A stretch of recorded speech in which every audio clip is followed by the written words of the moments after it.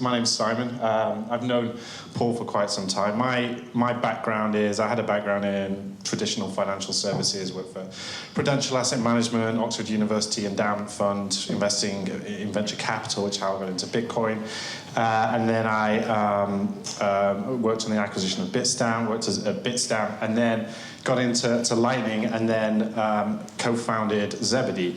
The principle of Zebedee is to enable the next layer of applications beyond what we've currently seen for the past, I guess, 6 years ago since trading has set up. How do I work this? There we go.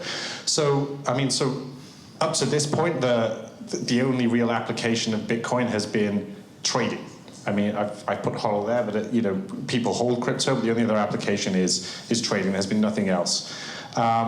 So going from a business like Bitstamp and other crypto startups, where the only way to make revenue, the only user interaction is through trading and speculation, we brainstormed on how, what is the next level of a business that could be created in crypto beyond trading. And for me, just a general payments industry of Bitcoin is still somewhere in the future till everyone in the world is using Bitcoin as a global currency. For us, the first target sector that will adopt crypto is gaming. Now, gaming there's been plenty of attempts over the past 5 or 6 years to inject crypto into gaming, and they've largely failed, I would say. The average dApp has a few thousand users. Most gamers don't really care about it, and up to now, Bitcoin has been, a really poor payment mechanism, let's say, with slow transaction times, etc. But the other part of this equation is that games are actually really hard to make. Like, the gaming industry is very competitive. I'd say, at least 100 new games are released every single day. Maybe only 1 in 1,000 is actually successful. So the approach of simply creating a game with crypto inside it has been a strategy that hasn't really worked because, of those two factors. Game developers don't really, game users don't really care enough about crypto to play them. But at the same time, the actual gameplay just doesn't work. So our approach has been to really develop the toolkits to enable game developers to more easily integrate Bitcoin within those games, to open up that whole sector. If you're going to bring the next 100 million users into crypto, it has to be not just crypto enthusiasts. It has to be people who don't really care about crypto whatsoever. Now, as I mentioned, people have tried to put crypto into games a number of times over the past 5 to 6 years. So why now? The slide has broken. Okay, that's great. Okay, well, you don't. It's okay. There was just a little GIF there from Bitstamp, but I can explain what it was. It was simply a slide showing the Lightning Network. So put your hands up who here is familiar with the Lightning Network. I'm trying to aim how to pitch the detail. Okay, fair enough. So the Lightning Network locks up your Bitcoin and enables, frictionless micro payments. So why do we think that the Lightning Network is the right time to now try and reintroduce crypto into games? What can it do that's new that hasn't been tried before with other currencies, other cryptocurrencies? So the first aspect is, okay, it allows that frictionless instant microtransactions, but hey, you could get that with Stellar, you could get that with Ripple. The real thing for us about using Bitcoin is that it is the largest universal unit of account.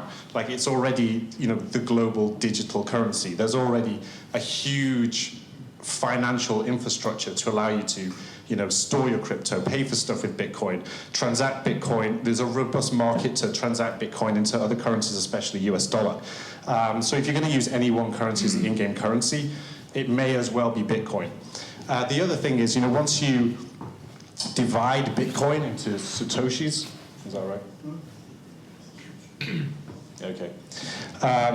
there's 100 million satoshis per Bitcoin or 100,000 million satoshis using the Lightning Network. And really, what we see is that those satoshis, they look and feel like a game currency. If you imagine, I don't know, looking around the audience, I don't know when the last time was that you played, a game, or, I'm sure some of you played Sonic the Hedgehog or whatever. You collect rings or points within a game, and those points are just, worthless. But with, if each of one of those points is a Satoshi, then it's a point with some nominal value. So there's an extra incentive there to interact and use those points, rather than it being 0.0001 of a US dollar. So what we're doing at Zebedee is we're creating we're focusing on creating this central part of this snapshot here, which is the SDKs and APIs to really easily enable game developers to integrate Bitcoin within their games. There's specialized gaming toolkits. Unity is the largest gaming toolkit used by game developers. So we're integrating crypto in a way that game developers are much more used to. Like, it's part of the toolkits that they normally use to build their games, rather than building some completely different system, like blockchain games, decentralized games that they, are right now they're completely alien to game developers. Like, the needs of what a game developer needs in order to increase the interactions within their game, or what they're focused on in their market is completely different to what the blockchain games are all focused on. So all we're creating is the toolkits to enable them to integrate with the existing crypto financial infrastructure, and then be creative with it. We are also creating our own games, which we'll demo, but this is for us to demonstrate the capabilities of that toolkit. Here we are in the center, we connect the games, and then on the far side, we've also created our own wallet, but this represents the users. So we're the node that connects the games to the crypto infrastructure, and then the users. Right. And then just finally for my bit, so just to give a bit more background about who we are, I've introduced myself. The core founding team is myself, a guy called Andre Neves, who's based in the US. He's a developer and trained Bitcoin Lightning engineer. And then Chris Moss, who's with me, he's I'd say describe him as an experienced Bitcoin developer and game developer. So this guy bridges the two industries, and it's Chris's job to build the games, but more importantly, build the toolkits that the game developers are going to use. We started the company in October last year, and we raised a small seed round. And right now, we're in the process of teaching game developers how to use our toolkits. Right, how much time do we have? Yeah, so Chris, I'm going to hand over to Chris, the game developer, who's going to run through a bit more of the history of valuing games and what additional things Lightning enables. Thank you. Cheers. Hello, so I'm Chris, mentioned there. I'll just give a quick background on myself. As Simon mentioned, I've been in Bitcoin and gaming for a while. I first started back in 2013. I think I was one of the earliest or the first people to have a Bitcoin game. It was a simple game called Saratobi. It was like an iPhone game that people would play, and as they would play it, the game would literally just like throw Bitcoin at them. It became quite kind of popular in the Bitcoin world, and I think at my peak I had about maybe 20,000 daily active users. And then eventually it kind of hit an issue with the Bitcoin scaling debate. When I first started, I was just throwing like a penny or 2 penny at people, just kind of a bit of fun. Some people were playing the game, earning about $10 a week, but eventually the fees to send any Bitcoin was like $5, and then I think it was very hard to scale the type of interaction we want to do on gaming on a decentralized blockchain. So I kind of, that game kind of eventually kind of quietened down, and I was waiting for layer 2 technology such as Lightning Network to start developing games again. So today I'm not going to be technical at all now. I'm just going to give a bit of a philosophical overview on why I think kind of Bitcoin in gaming makes sense, which I think is an important principle we kind of have to ask ourselves, because most gamers aren't really interested in Bitcoin, and I don't think people see the connection, but I think it's there. So games have really been allowing the transfer of value in a peer-to-peer fashion since ancient Babylonian time. So I Googled the first game, and this is an image of the first games. And all games were really, like, people would play them for fun, but a lot of the time there was kind of money behind the games. And it wasn't necessarily a lot of money, but it would just give the game a bit more purpose, a bit more meaning. And that was kind of taken for granted. And this is a bit of a case story. So in 1549, the missionary Francis, I think that's pronounced Xavier, Xavier, not Xavier, as I would know. Xavier or something, yeah. But he arrived in Japan. I believe he's Portuguese. And he introduced card games to the Japanese population. So he was the first people to introduce the standard playing cards, or as they call them in Japan, trump cards. The card games quickly became a kind of staple, and they took off like wildfire. I'm not sure why Japan didn't already have cards, but they didn't for some reason, and card games really took off, and people would play them. Obviously, a lot of it became gambling, and you had all these gambling houses, but people would get together and use it as a method of transferring value, kind of peer-to-peer with kind of cash. Eventually,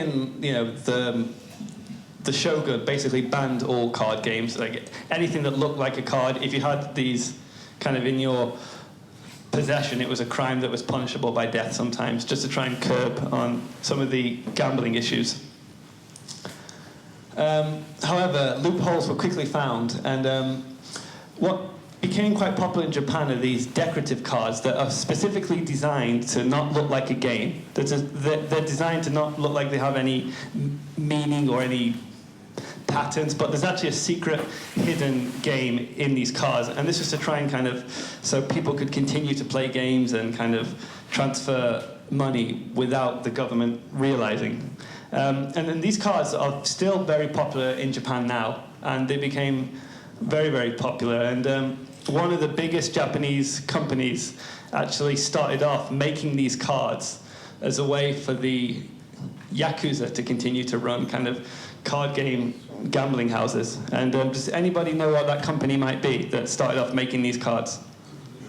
Nintendo, yeah. So these were actually the first Game Boy, kind of technically, these kind of small cards. Yeah, Nintendo. So they started off making these cards. And then, so Nintendo is kind of, in a way, the godfather of gaming, right? So Nintendo started, they continued to make games, and games became, entered the digital era. The concept of transferring money was not possible when these games first came out, in like the 80s, 70s, 80s, early 90s. But the idea of collecting money or earning money in games was still very much in the zeitgeist. So some of the original games were literally collecting coins, And obviously, you couldn't actually collect coins, but they just kept it in there. And eventually, the idea of kind of earning coins that had no value kind of just lost its appeal, and then we kind of started to see games kind of evolve out of that, for better or for worse. And games, just really became more about items and things, and money was not really a thing. And then the internet came and smartphones, and then some people thought, hey, can we add money back into gaming? Kind of, sort of. So I think with the tools we had, we could kind of do this. We could have like in-app purchase for like £4 or something, or you could have games that are filled with ads, and you can have loot boxes. It wasn't really the same kind of peer-to-peer kind of streaming of money or cash that existed in games originally. So it didn't really work. Advertisement, loot boxes, in-app purchases, like, can we do better this time? And I think now, with Lightning, to be honest, I think it's kind of, we basically got that ability to send coins from a player to a player, very small amounts, without it having to hit the outer ecosystem or burdening other people's APIs, things like that. I think it's possible again. So a few things we can do with Lightning in gaming. We can pay for things, we can buy things. I think it's a very simple concept. There's tips rewards. So this is something that a few of the game studios we're working with are quite interested in, this idea that you have a game that, and as the players play the game, you basically just send them some Bitcoin or some small rewards, and that money is kind of paid for by ads or sponsors. And that was my original game back in 2013, did that, and it worked quite well as a model. I got like Bitcoin mining companies would give me a cloud miner to sponsor the game, and that money would be sent to players. Lots of Red Wallet, I think, gave me like some Bitcoin to send to players if they download the wallet. So it's kind of ads, but you get something for it as a model. Streaming between players, peer-to-peer. So that's something we're also experimenting with. Very popular in esports. People can battle against each other, and as they're punching each other, as they're shooting each other, they're actually streaming money between them. So one punch could be like a penny or something like that. Audience participation. So again, I think esports is a big area for this, and we're going to try and demo this later, but if two people are playing a game in a competition, for the first time, the audience can kind of stream money into the game. That money could be converted to a power-up, or they could boost the player. And also sponsors in the game could stream money back out of the game directly to the players. So we're kind of breaking this wall, this separation between the audience is no longer just sitting there watching the game, just being bored. They can actually interact and affect the game and kind of transfer value between the game. And the last one is autonomous, self-funded death bots that make you money while you sleep. We're working on that. That's not like going to come soon, but we were discussing that esports and Twitch, and it's quite popular now. I don't know if anybody has kids here, but they tend to just like watch other people play games.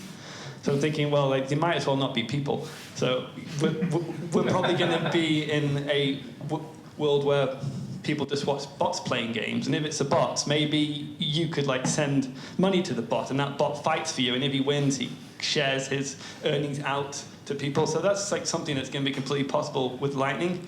And we're kind of seeing this, not with bots, but we're kind of seeing it with like, I don't know, I don't want to use the word slave, but there are people who will play your game for you if you have to go to work, like cheap people who are just, kind of in poorer countries. So there's kind of a market for this, so it's quite interesting.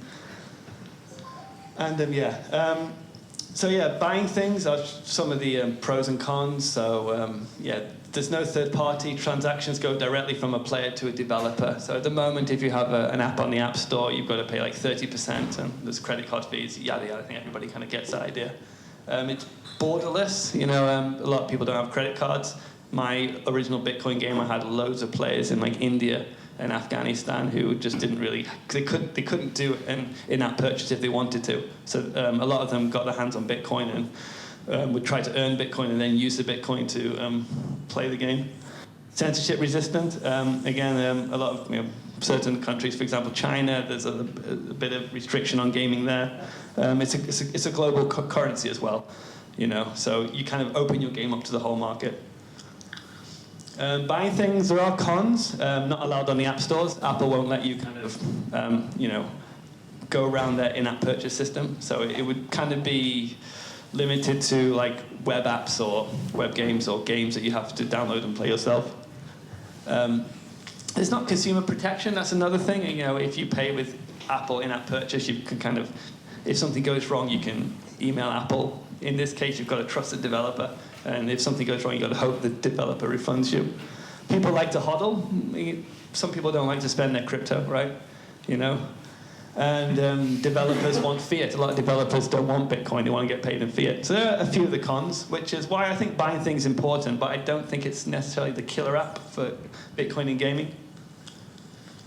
Tips rewards, like I mentioned before, we think is kind of, at least in the short term, that's how we kind of onboard people to Lightning and gaming. I just want to point out these are not sponsors. I just put them together to give an example, but we can have an esports match, and in the esports match, you've got all these Bitcoin sponsors, Bitcoin companies, who can kind of fund the Bitcoin that goes to the players or the audience. How much time have I got? 5 minutes, cool. Yeah. Yeah, non-custodial streaming player to player. I'm not sure if anybody has seen this episode of South Park. Has anybody seen it? Yeah, one person? Yeah, so it's kind of a satirical episode where, you know, I think it's that a lot of the movie companies were basically, their investors were from China. And you know, it kind of restricted what they could or couldn't say in their movies. And that has seeped into gaming recently with a famous case where there was an esports player who he competed in a tournament and he won, but his funds were withheld from him because after the tournament he made a statement. I think he was from Hong Kong. He made a statement on Hong Kong, and then you know somebody called somebody who basically froze his funds, and he got suspended, and kind of the money he earned he didn't get it. So we kind of think with Bitcoin and Lightning in esports, as people are playing the esports battle, the money is being streamed to them directly. It's not going into the game's wallet, you know, they get it directly. And in that game, at any point that the game is cancelled, or it doesn't matter, everybody's got their money. It's like poker when you're giving the chips around. You have it, it's yours. Yeah, and this is another concept which we're going to demo at the end, audience participation. The idea is that two people are playing a game. This is meant to be you're fighting the bear market. So, that. But yeah, you know, it'd be something simple that there's a QR code if it's a small audience that they scan, and if somebody scans a QR code, it kind of drops a bomb or a power-up in the game. And yeah, autonomous self-funded death bots that make you money whilst asleep. Yeah, like, that's coming. I think it's going to be quite exciting. Yeah, and that's pretty much my presentation. Yes, if you want to find out more and track what we're doing, follow us at zebedee.io. I think at the end, I'm going to do a demo of a game, so we're going to get two people who are going to fight together for some sats. And if you have a Lightning wallet, you'll be able to kind of purchase them a power-up as they play. So yeah, thank you.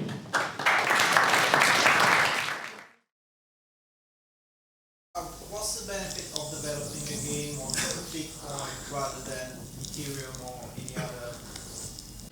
Yeah. Well, I think it's so. I have developed games on Ethereum, and I think Ethereum, a lot of game developers are doing something a little bit different. Ethereum seems to be focusing more on the smart contracts and the NFT. I think Ethereum has a lot more scaling challenges. So it's not certain to me that the solutions are going to come too soon, where with Lightning we've got a solution. It isn't perfect, it's not a silver bullet, but if you want to do payments in gaming, we think that Lightning is something that you can use today, and you know, with us in the next few months, it's something that is going to be a bit more scalable. Also, it's a bit more. I think the regulatory kind of understanding about Bitcoin is a bit more settled. It's a bit more understood. Sorry. Yeah, am I correct in thinking that you made the Takara game? Takara, yes, Yeah, yes. that was awesome. Are you going to make another version? Yeah, so Takara was a game I made back in 2014. It was like before Pokemon Go, but it was like Pokemon Go where I was actually drunk at a party and I thought I saw a coin on the floor, and I picked it up and it was like paper, and I thought, wouldn't it be cool if you could just drop money and people could pick it up? So I made this game where people could drop money anywhere around the world, and the idea that a lot of businesses would drop it, so they'd drop some Bitcoin in their pub, and then somebody would go on the map and, oh, there's some Bitcoin in this pub, and they'd have to go into the pub to pick it up. Yeah. I actually dropped some in Barcelona somewhere. Yeah, yeah. And then I put a couple of joints that I had left over behind the, Sure. the bookshelf in the hotel. So Yeah. you go onto Takara and you find that coin. Yeah, unfortunately I'm not affiliated with... Okay, cool, yeah. But I'm not affiliated with that at the moment, but I am bringing back a similar one with Lightning, so follow us at Zebedee to hear more about it. Is there any sort of KYC, AML, or any tax implications in enjoying all this transfer of assets? Yeah, let Simon talk about it, the CEO. I'm the finance guy. So the answer is yes and no. I mean, it's still a very grey market, and financial regulations, are different for jurisdiction. And what we're touching on here is, crypto-specific regulation, existing KYC AML regulation, but also gambling regulation as well. So the tightrope you've got to walk on is make sure that you're complying with it all. If you don't need to be licensed, or if you do need to comply, make sure you're either partner or a licensed yourself. I mean, for now, the US is the main market, and in the US the issue is tax is an issue, but for KYC AML, small payments aren't an issue unless you're in New York, in which case you need a BIT license or need to operate with someone with a BIT license. And then certain things are a problem with Apple, if you're trying to deal with their, restrictions. In Europe, it's slightly different in that, there's AML 5D is very clear. So, you can operate, but if you've got a wallet and you're doing custodial stuff, you need to be registered. So it's just about knowing what you can do in each jurisdiction. That's why, part of what we want to do is be able to offer that kind of certainty and service to the game developers who really don't want to have to deal with any of that in order to do this. What we need to make sure is just, as long as the games that are being designed and the activity does not allow rampant, like AML, then that's what we want to. Otherwise, it gets a bad name. Counterparty had a problem. Not Counterparty. Counter-Strike, sorry. Yeah. Counterparty's got other problems. So that's the answer. It's yes and no. It's complicated. Yeah. Okay, just say the gaming industry has had a big problem with that recently. Yeah, I'm sure you all exactly. know. Massive. Yeah. So. One more. Yeah. So App Store, obviously, Yeah. out the question. I won't say out, but if you're paying for things, out of the question. If you're sending Bitcoin to people, they're okay with that. Okay. Yeah, that's what we found. Does your SDK cover kind of responsive frameworks for in browser? We actually spoke to Unity yesterday on this. The holy grail is to be able to make games for mobile web. Yeah. And it's a challenge. If you put your conspiracy theory hat on, some people say that Apple is not incentivized to make the Safari browser work well with games on mobile.